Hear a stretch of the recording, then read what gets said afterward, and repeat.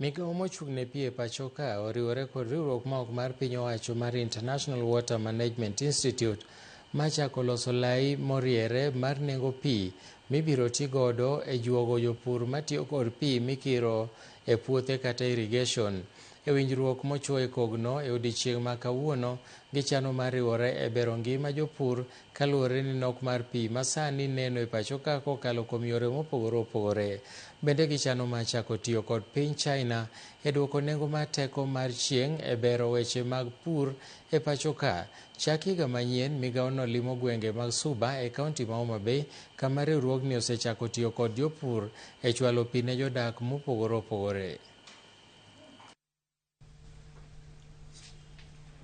We need a bulk water tariff that is commensurate to the environment. You know, irrigation water is not practically commercial, but then we need a tariff that resonates with the broader agenda of ensuring that we have food security and is manageable by our smallholder irrigation. With a tariff also, it will help us also be able to utilize when we start charging the farmers, it will help us start utilizing the water in a sustainable way.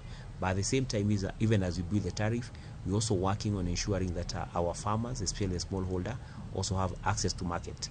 When they have access to market, this enables them have the ability to pay. So even as we bring up a tariff, and we help them have access to market. We are firming up our commitment actually to work together in advanced irrigation development in Kenya. It's not only in Ethiopia, we are going to expand it definitely in Kenya as well and then beyond.